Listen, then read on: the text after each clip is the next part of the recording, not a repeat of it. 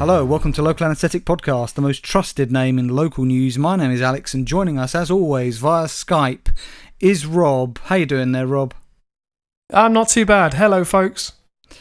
Pleased to hear it, because this is episode, Rob, 288, would you believe. We are recording for the fastidious amongst you all on the 30th of September 2019, Rob, on a rather rainy, murky, dull evening. And, you know, it's getting dark earlier now, Rob. It's miserable, yeah. It's got to the stage of the year where, I get up early and it's dark, and then I go, on the way home from work on the tube, and suddenly it's dark and wet and just generally miserable. Are you a city trader, Rob? Yes. What of it? I didn't know that. You've got a new profession. I didn't know you were getting up so early in the mornings. But the thing is that what happened to our autumn?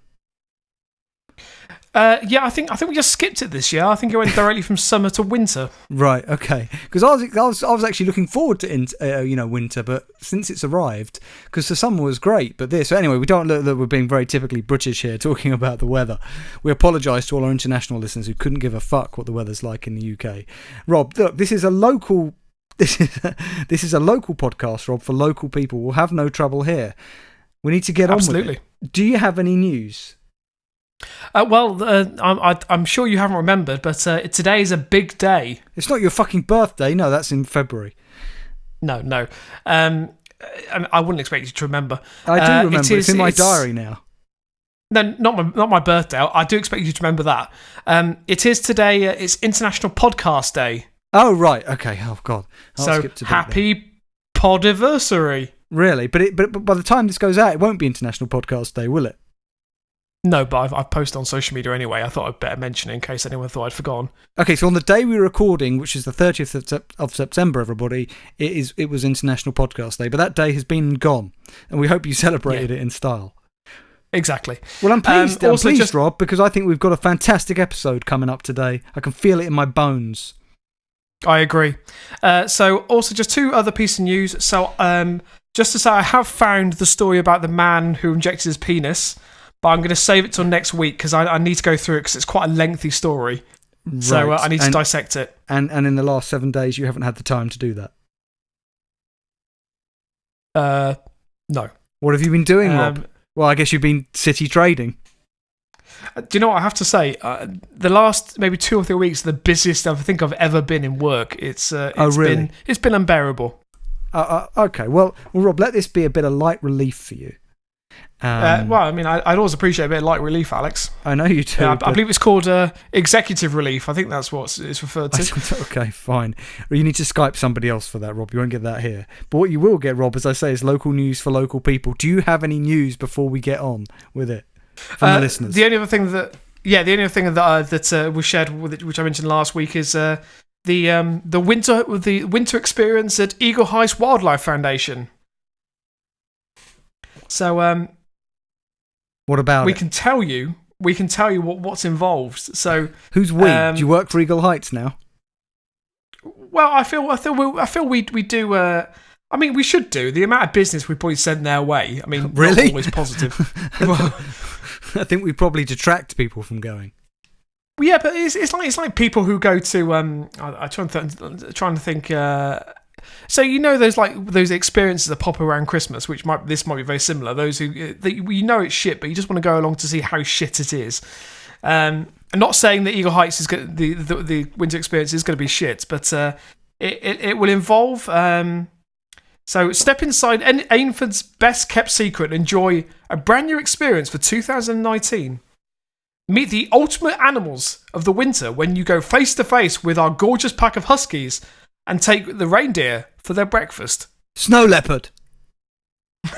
There's no mention. And that's pretty much all. There's not much else to it, really. So there's nothing else wintry about it. Maybe they sprayed the birds with like that snow spray, Rob. It wouldn't surprise. Oh, yeah. But then they wouldn't be able to flap their wings, would they? But then again, they wouldn't be able to escape, so that would be quite handy. I think just to get some sort of, some silver spray paint, that would be sufficient. Yeah, but it will glue their wings shut, Rob. Well, it's a small price to pay. All this after spending the night in one of our new and exclusive igloo-style domes. What do you mean spending the night?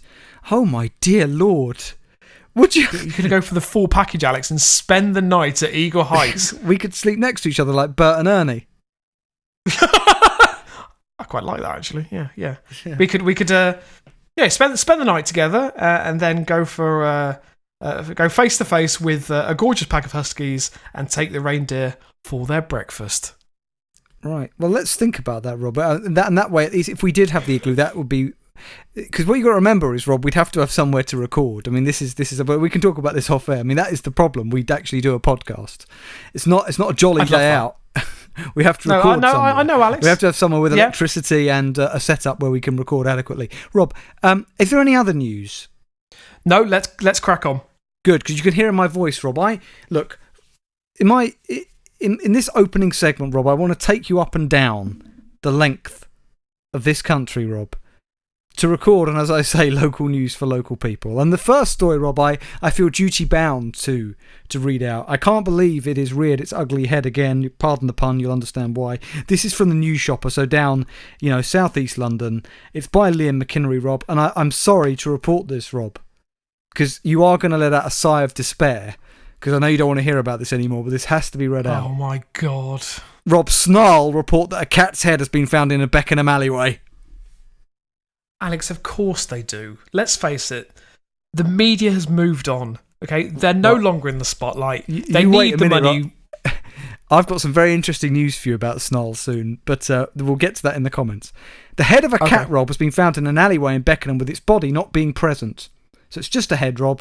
Can you imagine just finding a cat's head in an alleyway? That's repulsive. It would be very disturbing, yeah, especially if you had a shard with you, for instance. Yeah, I mean, it would be horrific. South Norwood Animal Rescue and Liberty, Snarl, said it was unable to rule out of its investigation into the alleged human murders of hundreds of cats.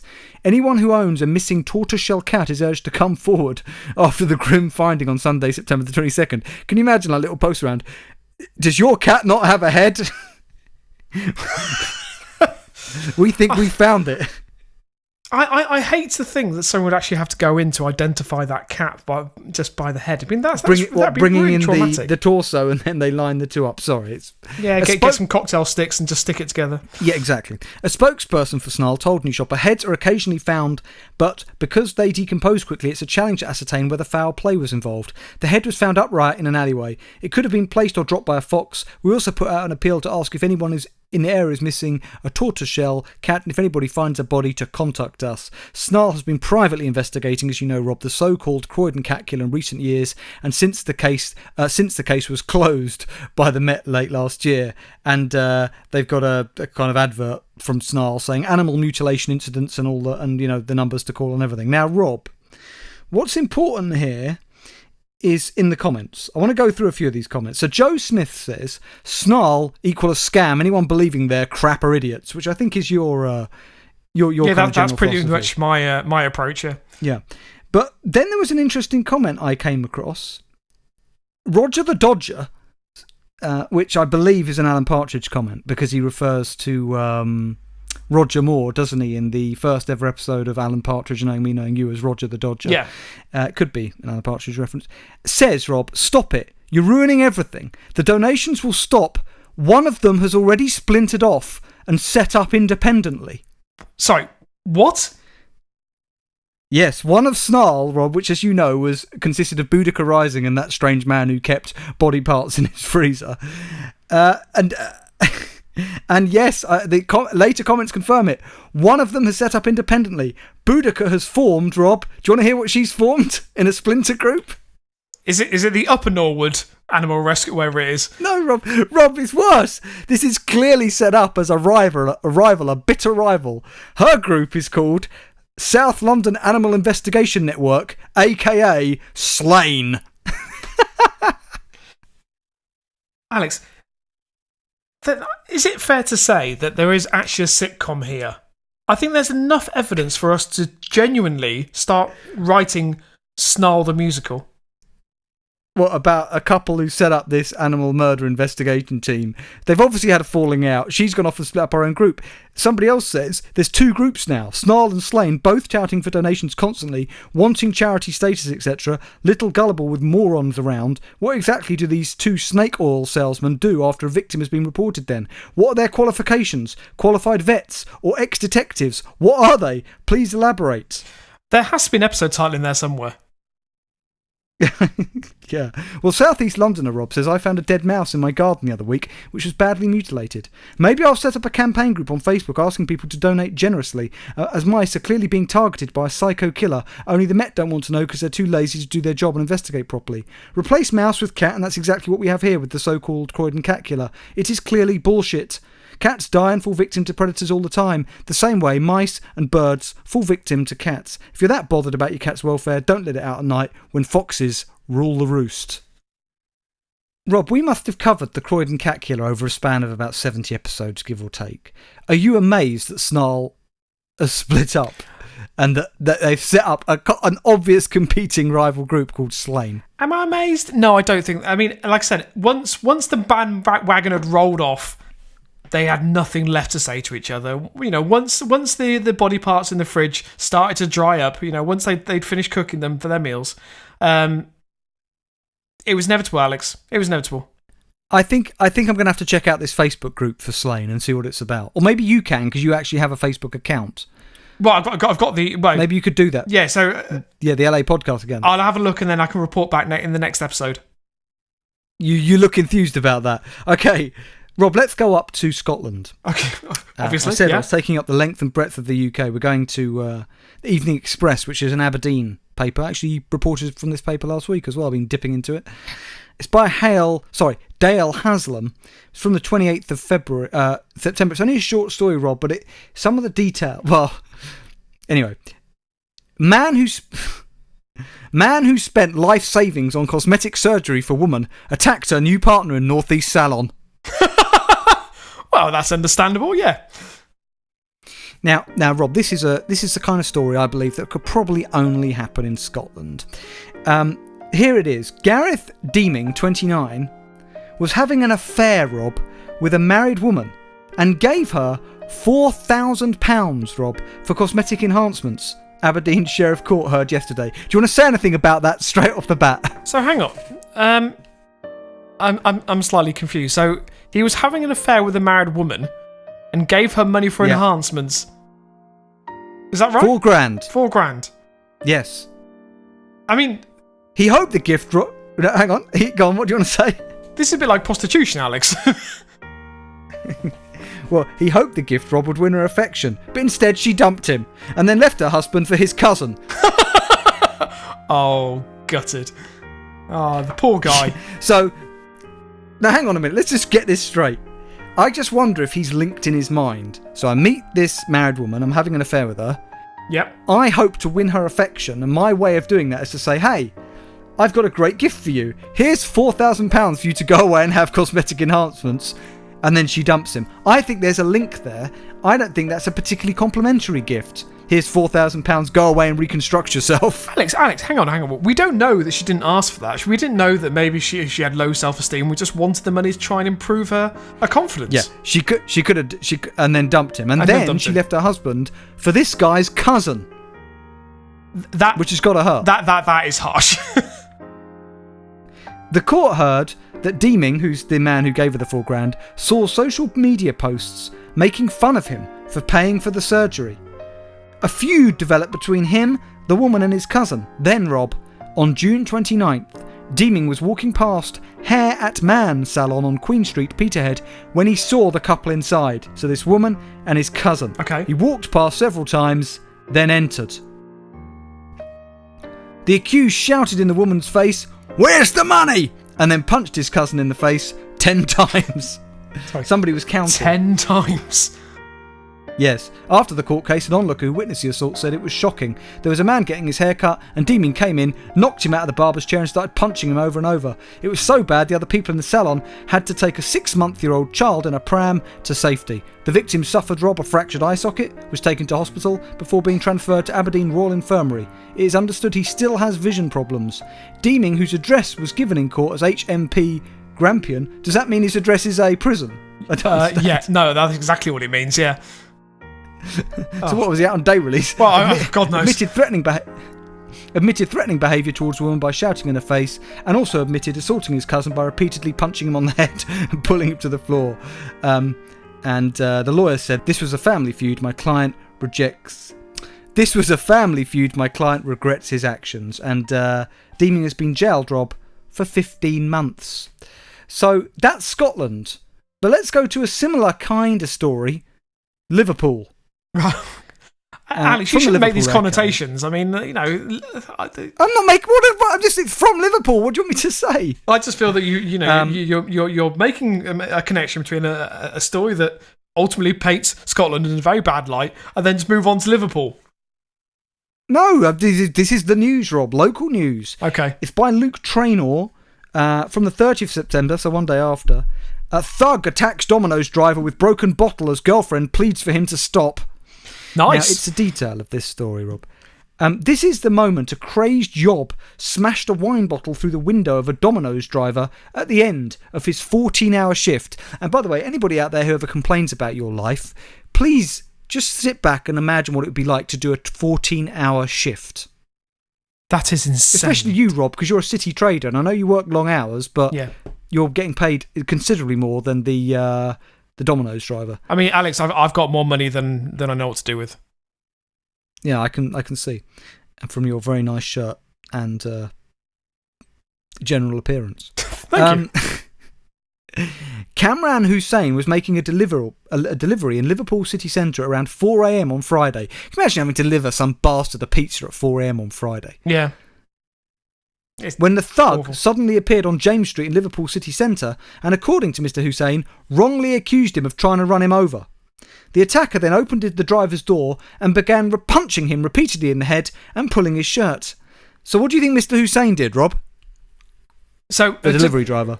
Did he apologise for accidentally hitting... Well, he didn't hit him, did he? But did he apologise and offer him a free pizza? No, he got out and armed himself with a badminton racket that was in his boot. That makes sense, yeah. I'm not sure how much damage... Well, somebody said this in the comments. If you hit somebody with a badminton racket with that metal edge, you could kill them. I think you dent it quite easily, though. I think after the first blow, that might be it. I don't know, you know. It depends. Depends on the quality of the badminton racket, maybe. Good point. But the yob managed to find an empty wine bottle from a nearby bin, and because Liverpool bins are full of empty wine bottles. There we go. And smashed it through the driver's window, narrowly missing his head, but showering him with shards of broken glass. This is such a vivid description, Rob. It is. Next, he looked in Mr. Hussein's boot and hurled some engine oil over him. Sorry, this is okay, so petty, this now. So the poor delivery driver has got out. Obviously, opened his boot to arm himself with... Before that, the man has opened the driver's door, punched him repeatedly in the head, grabbed him by the shirt. Yep. Now you can pick it up. So now he gets out of the boot, looks for some sort of improvised weapon, and grabs the badminton racket. Correct. At which point the assailant also goes to the boot of his car and pours out some engine oil. No. At which point the assailant goes to a bin and pulls out a broken wine bottle. Sorry. Yeah. And then goes to the delivery driver's boot, not his own boot, the delivery driver's boot, and takes out some engine oil and chucks it all over him. I'm not sure what he hoped that would achieve. Fuck me, this is confusing. Okay, I'm up to speed. Carry on. But the victim managed to start his Fiat Punto and escape to Cook Street. The Domino's employee who came to Liverpool in 2008 told the Liverpool Echo, "If that wine bottle had hit me in the head, it would have been game over. I've done nothing wrong. I was simply doing my job. I just thought, what the hell? I was so shocked. It's bizarre. I've never seen this guy in my life. I want people to know what these idiots can do. My family and friends can't believe it." And shocking footage of it, Rob, was captured on his dashcam in his car. But Rob, the tragedy is, and I mean this, is that his £70 delivery of pizzas, chicken and sides was not sent out. Shocking. I mean that is disgusting. I mean, what an appalling attack for that food to go cold. It's callous, Alex. It's callous. It is callous, but I think we need to be fairly critical of the delivery driver. Look, if you're working for Domino's, which, obviously has a very good reputation about their delivery times and all the rest of it, and high quality food, I really think he should have made, regardless of what happened, made sure those deliveries were met. Absolutely, yeah. And Domino's thought the same, Rob, and sacked him. I am kidding. I completely take that back. Of course not. I'm sure Domino's are offering him trauma counselling and all the rest of it. During the attack, the Yob's girlfriend was with him, pleading him to leave Mr. Hussein alone. The 27-year-old has struggled to sleep since the incident, has been too unwell to return to work. He said he's had to cover the cost of the damage to his Punto himself, and the Echo has approached Merseyside police for comment, but I'm assuming they were too busy. I don't know why, but you made a comment before, and it's been resonating with me because there was a lovely phrase that's called "Escape to Cook Street," which sounds like a song by the Smiths. I don't know why. It totally does. Escape to Cook Street by Fiat Punto. Anyway, yeah. And Rob, just my last thing to say. Very, very short. It's not even a story. I just thought people would want to know as I do my sweep of Britain. Would you like to know what's going on in Plymouth? Yeah, go on then. Why not? From the Plymouth Live by Carl Eve. And no, I'm only going to read the headline. There's nothing more to read out there. Just in case anybody's interested, Harry Redknapp has been eating spicy meatballs in Plymouth. Oh, good to know. Good to know.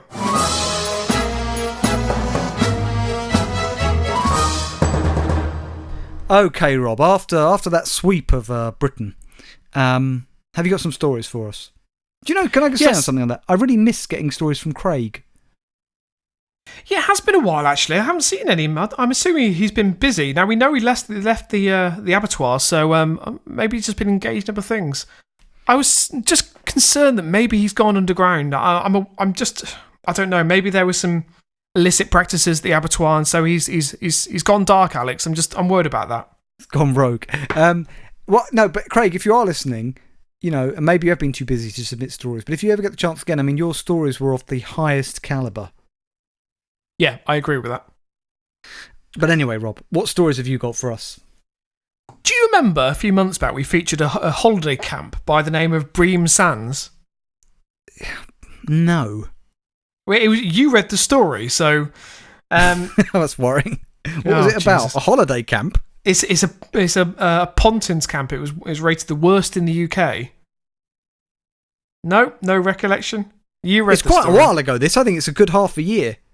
Yeah, I mean, it's vaguely coming back to me. And what was it? It was terrible, wasn't it? It is. Well, we're making a return there because I found another story that relates to it. So the story is by Tom Gibbon, who is the head of online, and Sarah Turnage. Although she doesn't have a title.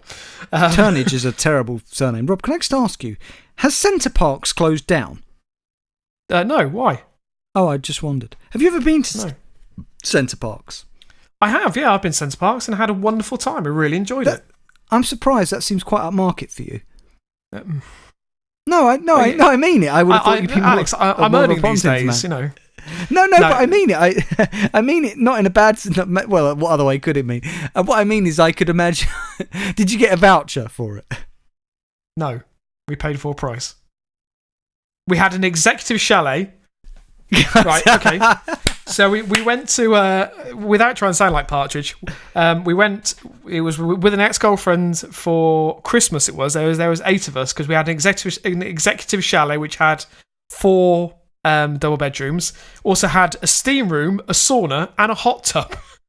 It was amazing. I really enjoyed it. Where is it? Sorry? Well, there's loads of there. There's about I don't know. There's about 5 or 6 around the country. This one was up in Penrith. So what are they when you get there? What is it? Well, it's it is like a holiday camp, but but as you said, an upmarket one. So. In the centre of the sort of the park, they have a massive indoor swimming pool with slides and so on. They have restaurants and bars, but then they have different chalets depending on your price range. But then but the trouble is with Centre Parks, everything is extra. So when you pay for the chalets, they're all self catering. then everything you do is on top of that. So we went. What we did a few things. We did quad biking, which again wasn't cheap. I mean, it was amazing. I would definitely go again. I am to blame for this, but I feel we've drifted too far off. But I'd just like to say that this week, Local Anaesthetic is sponsored by Centre Parks. Don't kid, Alex. I mean, I'd love that. Would you? Yeah. But sorry, Rob, you were telling me a story by Sarah Turdage or something. Yeah. Well, two of them actually. Tom Gibbon and Sarah Turnage. What? Tom Gibbon. Yeah, Tom Gibbon and Sarah Turnage. It's a great pairing, Alex. So this sitcom. is from. Yeah. They can be the couple who start the animal detective murder and detective. No. Agency. I think we keep the original names for the Rob, for Snarl. libelous. You can't. Well, maybe. Well, we can change first letters. These can be the reporters that break the story that they've split and gone their separate ways. Fine. Anyway, so this goes back a bit. This is from the 28th of July. Pontin's Bream Sands slammed by another holidaymaker who says, I wouldn't let worse enemies' dog stay there. Right. That's very specific. Not just the worst enemy, but the worst enemy's dog. What I want to work out is, why would you have a problem with your worst enemy's dog? I understand you might have a feud with an individual, but why would that carry on to their dog who's got nothing to do with it at all? That's a good point, Alex, yeah. Maybe the dog is just guilty by association, unfortunately. I wouldn't let my worst enemy's tortoise stay there. Yeah, pretty much that. So, a troubled southwest holiday resort, which over the years has been a popular gateway. There's an episode title: A Troubled Southwest Holiday Resort. Because troubled could also mean psychologically troubled. It just sounds good. Yes, I agree. Okay, that can be the episode title. Has been a popular getaway for Gloucestershire families, but it's been slammed yet again by a disappointed customer. Bream Sands near Weston-super-Mare has come in for repeated criticism in recent months and years from visitors who have found conditions to be substandard. The latest is 43-year-old Lloyd Burrows, who travelled 200 miles from Lincolnshire for a break at the resort with his wife, 15-year-old daughter, her best friend, and 11-year-old son, reports to Bristol Live. Can I just say... So, are you up to speed so far? Can I just say, yes, another great name. Lloyd Burrows. Yeah. It's quite evocative. I imagine him to be some... I don't know why. It's a name that I associate with like a 70s prog rock band. Right, okay. Yeah. It was Lloyd's first break in 8 years. Aww. But it ended with him claiming he wouldn't even want his worst enemy's dog to stay there. The family said they were disgusted to find their chalet in a foul state on arriving on Friday the 20th of July.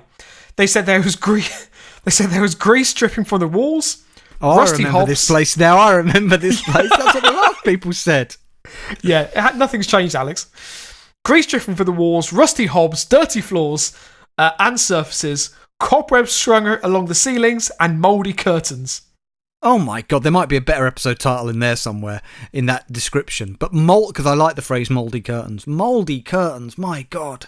It's disgusting. It really is. It was this horrendous. This place sounds like hell. Yeah, and also, I mean, from what I think it says in the story, he paid about £900 for this week in Pontins. It was horrendous, Lloyd said. We opened the door and just couldn't believe what we were seeing. It was absolutely disgusting. My wife was in tears. My daughter was in tears. Oh, I feel so bad for him. The place looked like it hadn't been cleaned in. Can you imagine, Alex? This is your first holiday in 8 years, and this is what you've been subjected to. Well, yeah, no, I can, but I'm not sure he made the best choice. No, and also he does go say, it's not like I booked the room expecting the Ritz. Well, that was probably lucky. And also, I'm not nothing against this guy, but all I'm going to say is, TripAdvisor is your friend. Local Anaesthetic, sponsored by TripAdvisor. Yeah, and also Centre Parks. We were told that the cleaners were going to the chalet at the end of each stay, but there were cobwebs up there. They must have been there for weeks. Shortly after arriving, Lloyd's wife returned to reception in order to see if she could get another chalet, a request that was eventually permitted by staff, they said. Rob, what differentiates or distinguishes a chalet from just a regular dwelling? I've always wondered what makes it different. Isn't it I just don't 4 know. walls and a door? I imagine in the UK, it's just trying to make it seem slightly more continental. Because I Yes. can imagine it's just. I mean, I don't know. I've never been to Pontins or Butlins or any No, but sort of holiday you resort. stayed in an executive chalet. Was there anything particular that made it a chalet? Was it made out of really. wood No, or I mean, I don't know, like? I think it was. Yeah, it was like the place we'd stay was like a log cabin. It was. It was Oh, actually. It lovely. was very nice. Was I it mean, in the I- woods? It was. Yeah. So it was. What woods? So it's in. Oh, I don't. Well, it was in Penrith, which is up in the Lake District. And I remember where the chalet was. There was just forest all around it, and so, Alex, I must stress, it really was possibly the best holiday I've had. I can tell. From the look on your eyes, very wistful. Okay, well, anyway, Yeah. let's hear more about this man's Just experience. have to stress. I mean, honestly, when I was if you just imagine me in the hot tub, drinking champagne, with a clear night sky, and the stars twinkling above. With Lloyd Burrows. Well, he wasn't there. He couldn't afford it. Sorry, that was unnecessary. So we initially gave our daughter the key to go and check the second one. So obviously they've been to reception. They've been given a key to another chalet because the first one was so horrid.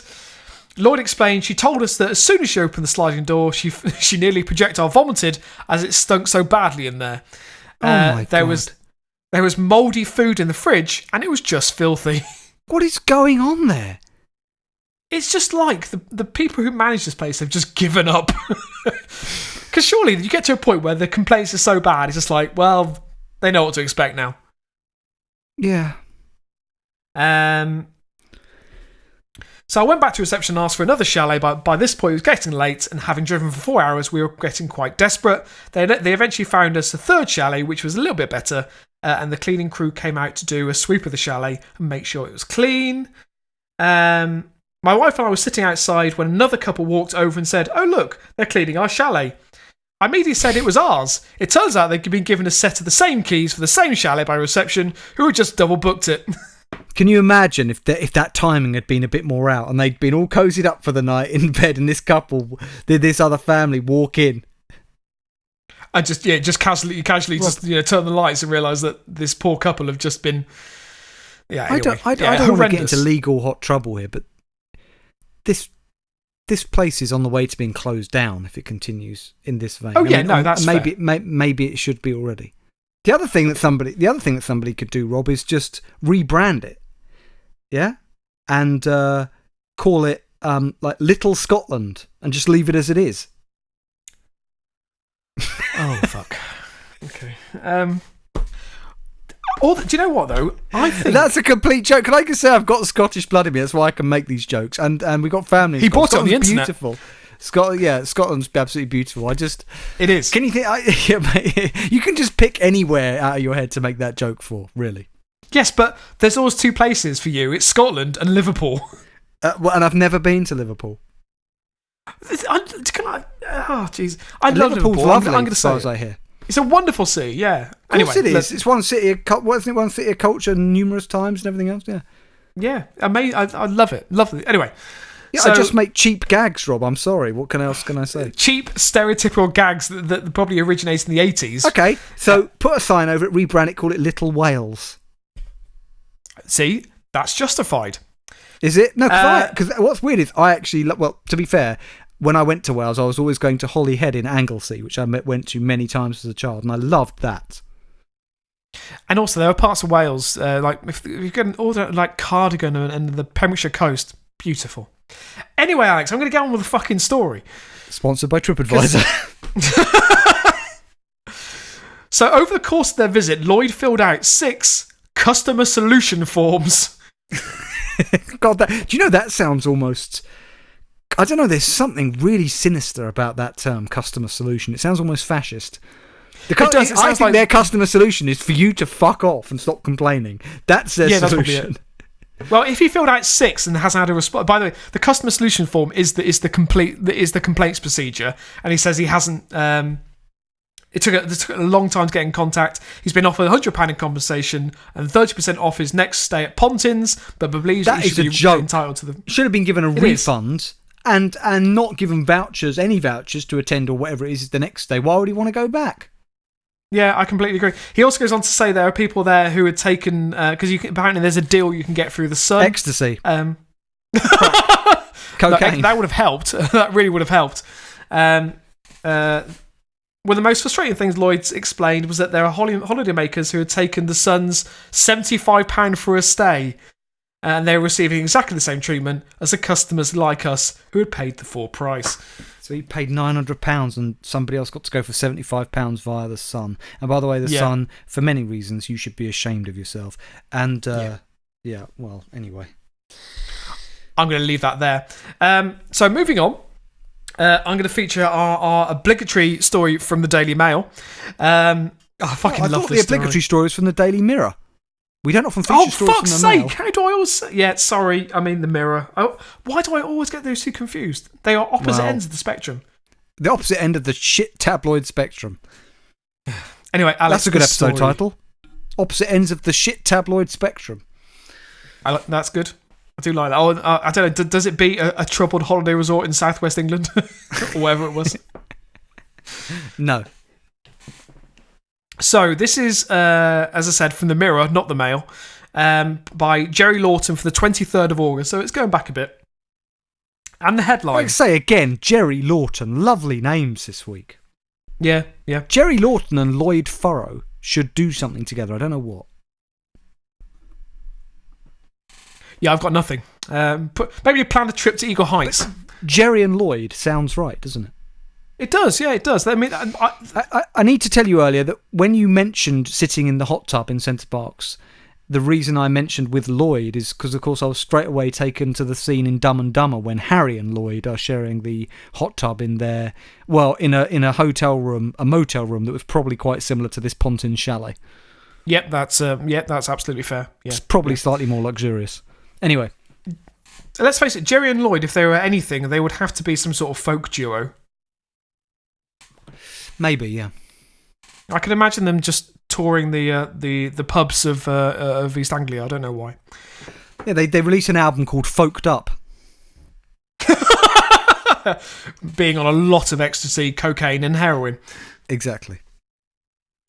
So this is a great story, and there may be some clarification for our American listeners, but I'll do the headline first. Kids TV star Dave Benson Phillips, victim of seagull revenge after failed sandwich scoop. Is that, or is that not, a great headline? Well, of course it is. You're going to have to explain who the fun. You're going to have to remind me. I mean, I've got an image of him in my mind, but I can't remember what I think it was children's TV. But who's Dave Benson Phillips? Do you remember Get Your Own Back? Yes. Yeah, he was the host of Get Your Own Back. If you Google him, I guarantee. So it was a kids' TV show. It was a kids. It was a TV show. It's like a quiz show where children had the opportunity to get their own back on parents and teachers, and if they won, because it was I think it was general knowledge. I can't remember. Maybe there was like activities. They would have the opportunity to gunge the said adult. Really. I remember really enjoying it. I think it's one of those things that he was a lovely guy. He was a lovely guy as well. Yeah. Did Partridge ever reference him? I don't think he did. He should have done. No, but he mentioned Gary Wilmot. He did. Although Dave Benson Phillips is the kind of person who would be rife for Partridge. Yeah, he missed a trick there. Anyway, tell me about what happened to Dave. So, children's TV star Dave Benson Phillips has told how a seagull threw up and pooped on his car in a revenge attack after a live show. Okay. Right. Sounds like he might need a bit of publicity, but go on. I don't know what you're talking about, Alex. Dave, who shot to fame on the 1990s kids show Get Your Own Back, joked it felt like the bird was doing just that. The CBBC host first clashed with the gull when it tried to steal his sandwich as he was about to start an outdoor gig. He frightens it off, but the bird returned, swooped menacingly over the crowd, watching him perform. Then, as Dave picked up his gear at the end of the show, it flew in and projectile vomited all over his motor. Right, Rob, when you were talking, I had a eureka moment. I have an idea for a television show. Right. It involves rounding up people from that era who you never really hear about anymore. Right? Let me just get there. Right? Okay. So, people like Dave Benson Phillips, Pat Sharp, Yep. Timmy Mallet, and feel free to join in, like Roland Rat. We can keep thinking of more, but you send them, Rob. They've all got to stay together in a chalet in Pontins. Oh, my sweet lord. Alex, and I mean this sincerely, that is brilliant. Yeah, I knew it as soon as I thought it. Who else would go, Rob? Well, Hang I was on. thinking... Russ Abbott. Is Russ Abbott still alive? I don't know if he is. Russ Abbott, definitely. Do you remember Floella Benjamin? Yes. But Get Rob, her here's in the there. genius of it. It's hosted by... Just wait. To rub salt in the wounds of these people, it's hosted by somebody who was around in their era, but is still successful in terms of the amount of money he's earned. It has to be hosted smugly by Noel Edmonds. I don't know how this is going to come out, but... It can be called Edmonds Pontins Challenge. Can I just say, though, it has to have a spin-off show. Maybe, you know where they after the actual show goes out, they have like a reaction show. Only if the reaction show can be with Dick and Dom. I'd love that. And also, can we hang on? Do we not go full Edmonds here and just put Mr. Blobby in there as well? Yeah, well, Mr. Blobby should be something, I don't know. So there should be a thing like at random times in the day, including in the middle of the night, Mr. Blobby will just storm in and cause havoc. Wow. I love that. Can I just say that? What did they do? Sliming? Didn't he do that? What was it called? Gunging them. Yeah. Yeah. Mr. Blobby gunging you in the middle of the night. Oh, Jesus Christ. God, this is what I was about to say, strangely. I would love if the person who was portraying Mr. Blobby was basically naked from the waist down apart from some Y fronts and then just wore the head. Because I think that would be so sinister. That's brilliant, but I still think, Rob, that you and I could right now tighten up that episode, the title of this show. I'm thinking maybe it should be something like Hang on. Noel's Chalet Party? Noel's Chalet Party? Hang on. I think I've got it. It's a bit of a tangent. It's away from Noel Edmonds. Okay? How about Challenge Annika? So you're referencing a 90 TV show, Challenge Annika. Challenge Annika. Is it Chalet? Chalet Annika. Chalet. Yeah. Annika. That's good. That is very good. Listeners, if you want to submit some ideas, and I'm sure I still like Noel's Pontins Challenge, and I don't know why, but they're both good. I do like that. I have a feeling we might get something from Face of Strange in a few weeks. I think that might be the case. Dave Benson, who else? So we've got Dave Benson Phillips, Roland Rat, Pat Sharp, Timmy Mallet, Tommy Floella Boyd. Benjamin. Tommy Boyd. Floella Benjamin. Mr. Blobby. Neil Buchanan. Neil Buchanan from Art Attack. Absolutely. Who else? Tony Hart's dead, isn't he? I think. Les Dennis is too obvious. So you can't have. Oh, we said Ross Abbott. Yeah, we've got him. There must be more. I mean, obviously, well, of course if Keith Chegwin wasn't dead, he would be in there without. I was about without to say Keith Chegwin, and I forgot that he died. So I'm pleased that you said that. Yeah, R.I.P. The remaining Chuckle Brother. Yeah, actually, yeah. Yeah. Alex, we can go on forever. There's so many people. Who was in the broom cupboard? I mean, I think Andy Peters is still doing stuff. We can't be him, but there were, and again, but then so's Philip Schofield as well. There must be others. But also, just almost like incongruously, I think being there, he was around that era, but he wouldn't fit into the style of the show. But you just stick John Craven in there. Oh yeah, and he would get really pissed off quite quickly. I think he would just, but I think he'd be good entertainment value because he would just resent the whole experience. We discover that he has a lot of repressed rage and ends up beating Mr. Blobby to death. Can you imagine? I don't know why, but I can imagine John Craven in nothing but again Y fronts and a really sort of a blood-stained shirt, just punching Mr. Blobby in the head. Stop gunging me! God, what an image that is. Rob, we're magnificent. the time, and this we have gone off on such a tangent here, but this is Right, yeah. I love the idea of this show. Face It Strange. If you get the chance, I want this mocked up, and we will sell it. And you can get dividends. We'll sell it to ITV. If not, Yeah, okay. Sky will do it. Right, I'll rattle through this because I'm realising that time is of the essence. To add insult to injury, the furious seagull then launched a second raid and pooped on the car's sunroof. Dave 54 said, when performing my music set, a pesky seagull tried to steal my sandwich, which again I think is really sad because I can imagine he's paid for that himself and that's the only thing he's got to eat. Mm-hmm. I scared it away, but it remained, annoying everyone. When packing my stuff away, the seagull vomited and shit on my car. Are seagulls... What a quote this is. Are seagulls capable of revenge? It's quite philosophical, really, isn't it?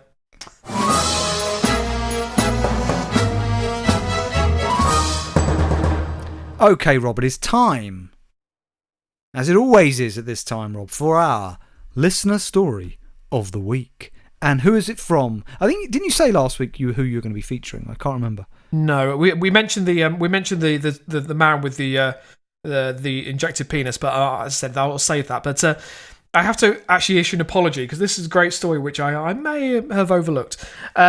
So this is from John in Manchester, who submitted this back in July.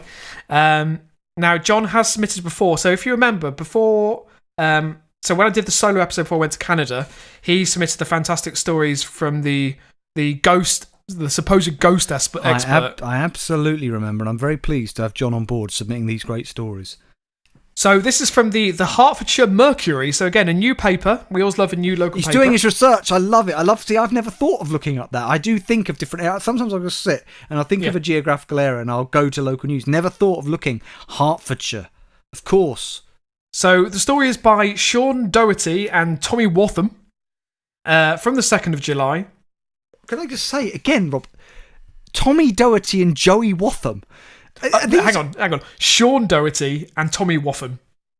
I think it's better the other way around, but either way, the names this week of journalists and the people who've been in the articles have been brilliant. They've been beautiful. They really have. So, angry mum spends £100 trying to win teddies from rigged claw machine. They're all rigged. I know! Do you mean it's not one that's rigged? They're all rigged. But John makes the point, if surely at some point you'd stop putting money in that fucking machine. Yeah, you would. A mother who spent an eye-watering £100 on a claw machine in a holiday arcade to win teddies for her child has claimed that that they were set up to stop her claiming the toys. So I don't mean to laugh. It's like saying I've realised that a fruit machine has kind of got some sort of algorithm where it only pays out at certain times. Yes, it does. But also, again, this is in a holiday park. So I don't think this isn't. Do you know what holiday park, Rob? It's Camber Sands Holiday Park.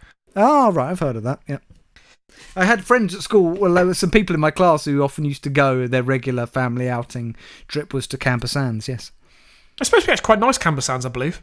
Yeah, it is. Tom, if you're listening, I don't know if he is, Tom in Gloucester, but he does sometimes listen. I believe you went to Camber Sands once with somebody in our class. I can't remember. I might be misremembering now, but I seem to remember you went to Camber Sands. I mean, if he went, he will know because his memory is unbelievable. But anyway. It's not quite as evocative as my hot tub story, but never mind. You don't know what he did at Camber Sands, Rob. Good point. In June this year, 34-year-old Cheryl Holden visited the Camber Sands holiday park with her partner's family, and 5-year-old son Ashton. During the lovely trip away, I love the detail. During the lovely trip away, the couple visited an amusement arcade where the claw machines offered you 4 goes for £1. After spending between £35 to £40 and not winning any plush toys for her sons, she complained to a staff member. Like I say, I've heard you get 4 goes for £1 in certain areas of Liverpool. See, it's a cheap gag. I'm just kidding. I'm just going to say that was... I like to distance myself from those comments. That was purely on Alex. I believe that the prostitutes in Liverpool are far Birmingham more then. expensive. Birmingham. Yeah, Birmingham. Fine. Yeah, I there we go, that. Birmingham. Basically, just pick anywhere that isn't London, somewhere in the north, if you're a Londoner, and that's basically how you make a cheap gag. It's pathetic, really. Yeah, it's true, though. As reported by the Kent Live, she claims that staff member then opened the machine and changed the settings. I mean, that's bleak, isn't it? Never pay out to pay out. After the change was made, she used another £1 to try again and won a Dumbo toy. So basically, is there no skill involved in the claw machine then at all? I think there probably is, yes. I do believe there is. But then what would the algorithm be about then? I don't think there is. I think it deliberately... Can I make a suggestion? I would say that maybe... Oh, no, I can't say that. Is it fair to say that maybe in certain holiday resorts they're just trying to make money, so the machines probably are configured so you don't win? Of course that's fair. Yes, that's exactly what they're doing. Okay. So immediately after winning the toy, Miss Holden claims the staff member again readjusted the machine settings. What I loved is he's obviously opened the machines. Why not just take out a toy and give it to her? Because you haven't got the fun, Rob, of actually ensnaring it in your claw. No, you're right. However, she wanted to win a second toy for her child. All the ones you have aren't the ones that you get in the shop, she said. They're they're the sort you would have to order online. It's like, what the fuck are you talking about? What are you talking about? Are you telling me these are some sort of luxurious teddy bears? They would have been disgusting things, probably filled with used bandages. I would also argue, if you can't get in the shops but you can get them online, there's a good chance they're probably cheaper online than you've just paid to get them out of this fucking machine. Yeah. So over the next few days of a holiday, she spent another 60 quid on the machine without winning any more prizes, so she complained again. She was a bit obsessed, wasn't she? I think she was absolutely obsessed. I was not abusive or anything. I raised my voice because I was angry, but I was trying to make it clear to other parents it was not possible to win a teddy, and it's rigged. She spotted the manager's number in the office while making complaints, so decided to phone and make her feelings known. She said, I phoned the manager. I asked when I've this got would an be image of that resolved. manager, Rob. I've got an image of that manager. He's wearing quite an old brown suit. He's got a moustache, and as soon as he sees somebody coming up, he works out of like a kind of porter cabin type thing. And as soon as he sees an irate customer coming up to that window, he's out the back. Yep. But this is it, right? So, be fair to Alex, right? So it does say she spotted the manager's number in the office. So the first thing he said, "How did you get my number?" So she's gone This into is the the office kind to of complain. guy I mean. Yeah. He laughed it off and said, "My complaint." Sorry, forgot about this. He laughed it off and said, "My complaint form wouldn't get me anywhere." Her customer solution form, Rob. Yeah, okay, exactly. Customer solution form. He said, "You can put in as much money in, £100, but it won't win you anything." This is brilliant. She said that she's been going to the park since she was a toddler. Has always enjoyed her time there and still holds it in high regards. But the amusement's Teddy trouble has left her bemused and frustrated for Lil Ashton. She said, "My son is 5 years old." Teddy Trouble sounds like a children's book. Yeah, it does. Yeah. A teddy maybe a teddy who's found on the floor in the amusements, and then some unwitting employee just thinks it's falling out of machines when it actually belongs to a child. Yeah, and he waits his entire life from waiting to be taken by the claw. Yeah. Hang on, it's similar to a theme in Toy Story, I think. That I was about to say, yeah, I'm sure that's the plot to Toy Story 2. See, I just thought we'd come up with a great idea, but we haven't. Yeah. Rob, any more to this story? Because in the interest of time. Oh no, that's fine, Alex. No, we've had the comments from the manager who really couldn't give a shit, yeah, there's a comment from Camber Sands Holiday Park, but it's generic old shit.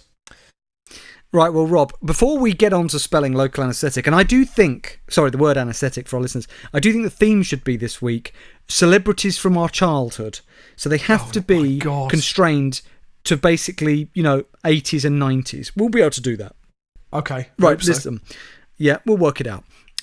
Before that, I just do want to say we are on our website, lapodcast.net. From there, you can download all of the 287 episodes prior to this one for free. If you want those raw audio files, as it were, to do with what you wish, they are there. There is a donate button in the top right-hand corner, where if you want to donate to this podcast, because we would appreciate it, we do this for free. We get nothing. Not even from Centre Parks or TripAdvisor. Or if you want to leave us just a tip, you can do that. We are on the podcast app, whatever podcast app you use. Just search for LA Podcast or Local Anesthetic. So hit subscribe, leave us a review. We really appreciate it when you do that. And we're on Spotify. You can find us there. And of course, we're on Facebook at facebook.com/LA Podcast and Twitter at LA Podcast. And if you want to send us a story, you can post it on Facebook. You can also, put it on Twitter, tweet it to us, or you can email us the good old-fashioned way at lapodcast.net@gmail.com. That's lapodcast.net@gmail.com. Right, Rob, now that is out of the way, I look forward to this every week. I think this is going to be difficult. Yeah, it could be, but that's why it'll be enjoyable. We're going to spell out the word anaesthetic because, being British, as Rob and I are, we use the English spelling, which has an extra A in there compared to the American spelling. We like to spell it out for our listeners just in case, they're interested, want to contact us, whatever. It's just a gimmick, basically, that we've been doing. We used to do it. We brought it back. Who knows why? At some point, we'll shelve it again when we get bored of it, won't we, Rob? Yep, absolutely. So I'm going to start. A, okay. Andy Peters. So N, Neil Buchanan. Okay, well done. I would have struggled with N. A. See, I don't think I can have Ant McPartlin because it's too into the 2000s, isn't it? No, I think that's okay because we're going back to Biker Biker Grove my days. Childhood. All right, okay, he was in Biker Grove, so Ant McPartlin, fine. E. God, E is difficult. Does it have to be related to children's TV? It couldn't just be like heroes. No, I think it could be anybody from our childhood, but that kind of gang. Eric Cantona. No, not that. What? Why? No, it has to be. You have to be TV celebrities. In some way. Okay, TV Okay, E. Isn't there an Eddie something? Probably. Ed the Duck. Well done, Rob. Well done. Sue Barker. Timmy Mallet. I was happy with Sue Barker, by the way. She can go on that thing as well. Timmy Mallet. That would be a real fall from grace for her. H. Yeah. Oh. Harry. There must be a Henry. Henry. Or Howard. Oh, God, this is hard. I told you. What's the guy from TV? I've suddenly forgotten his name. From TV Burp. Harry Hill. Harry Hill. I think we could get away with Harry Hill. Didn't he start off in the 90s? Yeah, I think that's okay. It's a bit outside the rules, but I can't think of anybody else. Good luck with the next one, Rob. E. Fuck's sake. Eric Morecambe? God almighty, you can't. He was in my childhood. Yeah. How old he might be dead. He might have been dead by the time. Timmy Mallet. We had Timmy Mallet. Oh. Yeah. Terry Nutkins. Oh, Rob, that is like a goal from outside the box, that one. Terry Nutkins. Just Alex, before we continue, I just have to say, we have to stick in Trevor and Simon into the fucking into Chalet as well. And Terry Nutkins. And Terry Nutkins. I've already got my last one. Come on, Rob. Obviously, Isaac. No. Ian.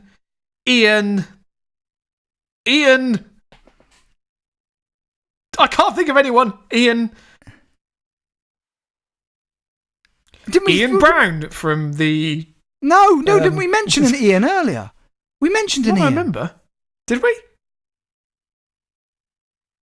There were Ians. There must have been Ians. Who did you just say? He's not a TV. He was not a TV. He was from the 80s. You do realise, Rob, when we got to N, what did you say for N? Neil Buchanan. We missed out Noel Edmonds. So you're going with... Okay, I think that's terrible, your eye. But the C, Rob, has to be, surely, Chris Sakabusi. Lovely. Absolutely the consummate, lovely. That is... He can go to Noel's Poontang challenge. Sorry, Pontin's challenge. We can't... Oh my God! How did I forget? Alex, can I redo I? Yes. Ian McShane. Who is that? Oh, Ian McShane. Lovejoy. Yes, yes, okay. Very good. Very good. I enjoyed that. See, we did it, Rob. We did, but I think that's going to be a painful listen. I think we need to edit that down a bit. Well, that's what I was about to say. You've read my mind. What the listeners don't realise is that when you hear it each week, what you don't get are the very long gaps in between the letters. It makes it sound like Rob and I are really, really quite witty and quick. Thankful this isn't live, really, Rob, isn't it? Yeah, absolutely. Hey, I forgot to say something earlier. There will be listeners who are aware. What did I forget to say, Rob? That we, of course, Rob, bring this episode of LA Podcast to a close, and we look forward with a mixture of eager anticipation, yet trepidation, to our next episode, which will be 289, Rob, as we move ever more forward, like Harry Redknapp taking a nice drive. Right. I'm sure he drives a 4x4. Past Sandbanks, wherever he's going. Where was it? Plymouth. Going up to Plymouth to just enjoy, stuff into his face, a couple of spicy meatballs, Rob. Yeah, who can blame him? Yeah, exactly. And just like that, Rob, we move ever more forward to our next episode, which will be episode 289, Rob, as we get ever closer to that landmark 300th episode. Thank you for listening, everybody. We've really enjoyed this. We hope you have too. We'll be back in a week's time. God bless. And keep it local.